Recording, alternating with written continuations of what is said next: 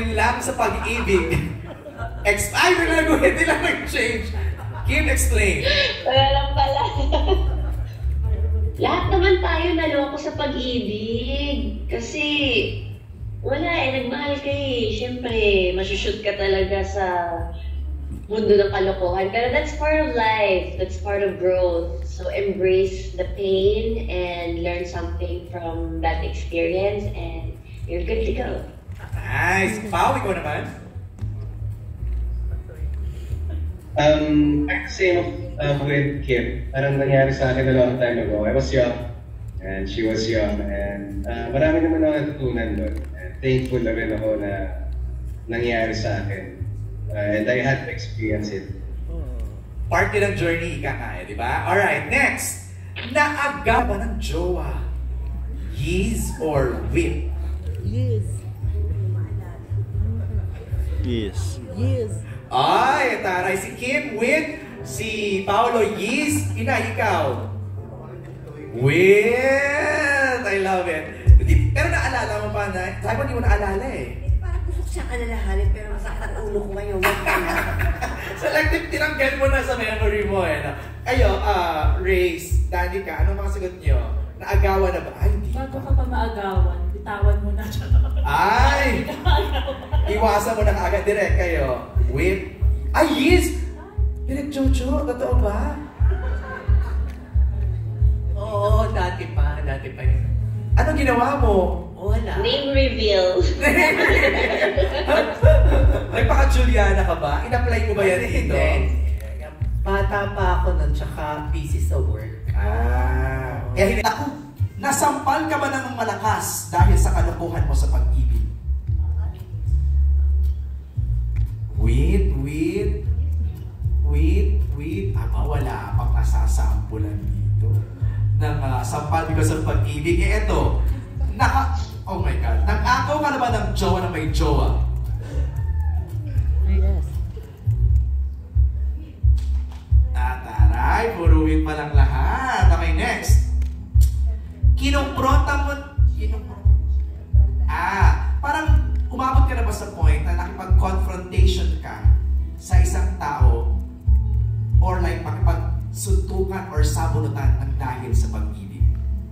Umabot na ba doon? With si Kim?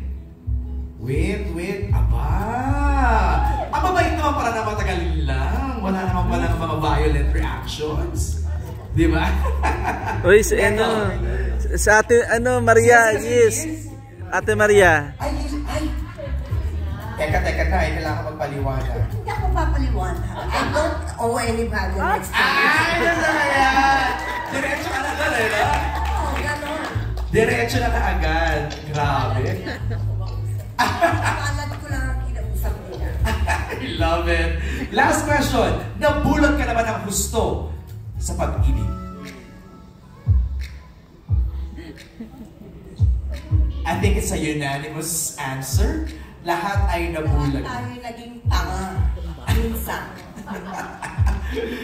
Kim, Pao, nabulag na sa pag-ibig?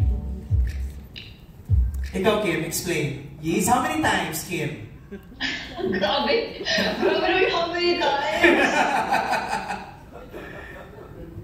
Alalahanin ko pa ba? Nakakaiyak dyan. Grabe naman. Pero, it was a learning experience for you, for sure. Of course, lahat naman ng experience about love, about life. Wala akong pinagsisihan and that's part of life. So, I am thankful. What was your most recent learning in love? Oh my God. Learning in love? To never stop loving. Kasi love naman comes in all forms. So, friendship, about love with your work and everything. Basta never stop loving. Because when one ends, one starts. Basta tayo din. Huwag tayo ganun. Grabe may nagsisigawan nito sa Dolby Theater. Pao, ikaw? Yes, sabi mo na love is blind ka na noon. Well, ganun naman siguro, Sir Andre, parang when you love someone, you try to love them fully. So, palagi. Parang ibibigay mo ng buo, wala kang ititira? Ganon? Something like Something like that. Something like that. Okay, thanks for participating in our small fun segment. Ngayon, kung you can recall kung ano yung talagang naging reaction mo nung una mong nalaman at paano mo ginage or dinesisyonan na mag-yes sa role ni Juliana kasi malayong-malayo siya sa lahat ng nagawa mo before. Mahabang proseso, mahabang pag-oo kasi sobrang takot talaga ako sa role na ganito and never ko in-imagine na gagawa ko ng ganito ka mature, upbeat, offbeat, malayo sa sarili ko, katawa tayo here and there. Pero umabot din dun sa desisyon ko na kailan pa ako makakaland ng ganitong klaseng role, ganitong klaseng kwento, with stellar cast, na ngayon ko lang makakatrabaho halos lahat. Actually, si JM lang yung nakatrabaho ko. Yung silang lahat, ngayon ko lang naka-work talaga. So, tsaka alam ko din naman na Dreamscape, alagaan nila ako. So, mataas yung tiwala ko sa kanila. And I think it's part of my career growth as an actor. Ayan. And then, si Derek FMR, siya talagang nagsimula kung sino si Juliana. Tinatakan niya, sabi niya, eto ka. Yung dimple ko dito, ginawa niya nunal. Kasi pag nagsasalita ako, may butas. So, nababother siya.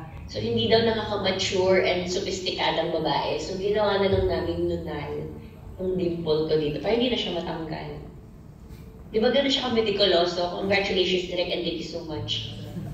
Pero halos lahat ginagaya ko lang sa kanya. Tapos pinapaulit niya sa akin ng pinapaulit kapag nagiging kimchi na. Hanggang sa mahuli ko na talaga si Juliana. So, yun, malaki talaga yung pasasalamat ko sa writers, sa directors, sa taga-ilaw namin, and wardrobe, lahat. Thank you so much. Una nag-worry ako dahil sabi ko, kung mauuna doon, pwede naman tayo mag-subscribe doon para mapanood na natin, di ba? Pero, after nun, dito naman ipapalabas. Sabi ko, nung nalaman ko na gano'n, sabi ko, ganun ba? So, ililiit yan. Sabi ko gano'n, para makita pa nila yung iba pa na hindi pa nila nakikita. So, positive ako na mas magugustuhan nyo to. Kung nagustuhan nyo yun doon sa ibang bansa, maganda yun. Pero iba naman tayong mga Pinoy, di ba? So, sa tingin ko, mas maiiyak kayo dito. may iba pa bubaw kasasampal or mas sakiyak na or emotions. Nagano pa si Jimmy kung meron pang lalandingan ng palad ni Amelia? Meron. Ay! Why should we somehow understand her and what she did? Thank you so much for that wonderful question. This is candidate number 2. Siguro, sa Prime, hindi siya masyadong na-explain kung bakit niya ginawa yung mga bagay na yun. But this time, sa teleserye version, this is the longer version. So, dito niyo mas maintindihan. Kasi kahit ako din, nung Prime, hindi ko naintindihan si Juliana. Pero habang ginagawa namin siya, naintindihan ko kung bakit niya ginawa lahat yun. So, I hope this time, simula January 22, gabi-gabi, naiintindihan niyo na kung bakit ginawa ni Juliana yung mga bagay na hindi niya akalaing magagawa niya. Rope ka, other end of the rope. Forgive mo si Juliana? Kung ako si Victor? Yes. Mapapatawad sa mapapatawad, pero hindi mo naman mabibigay yung 100% kapatawaran. Kasi pag nalamatan na yung love, it will never be the same. Alright. Thanks, Kim. Siguro yung pag dumaan sa kanto si Juliana, tatagasan daw nila. Ano tatagasan? Gigripuhan! Diba? Oo, gigripuhan daw. Anong gigripuhan? Sasakit pala. So, hindi ko na-get. So, sobrang buff. Sabi ko, gripuhan pala ni Joko Pero maraming kakalbuhin din ako, uunatin din ang buhok ko. Marami actually. Pero ito yung mga, yun nga sabi ko na before, ito yung mga hate comments na music to my ears. So, ibig sabihin, ano siya, effective, I guess. Salamat. Mainis pa kayo. More pa. Kaninong idea yung kulot ang buhok? Direct kasama. Talaga? Kasi ngayon ba, Kim, nagkukulot ka pa ng buhok? Inuunat ko na po para hindi na ako tagasan. So, And yung galit. Can you take us through behind the scenes? Kung masaya pa ba kayo dun sa set or galit-galit muna? Paano ka behind the scenes? Masaya naman sa set.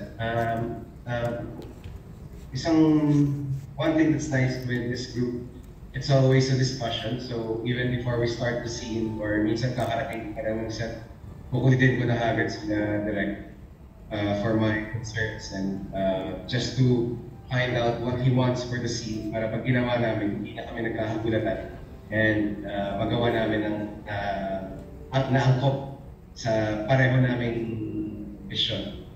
Pero syempre, following Direct FMRC. But there were so many. So one of the challenges were how would you attack this different? I'll give you for example, escape. Parang umiiyak ka. Siguro sa buong series, more than 10 times kang umiiyak.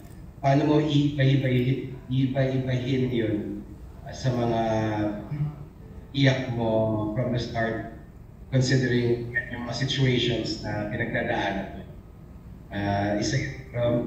The nice thing about, again, like what I've said, this group is they're always open for a discussion and a collaboration. So I'm happy and thankful. Thank you, Direct FM.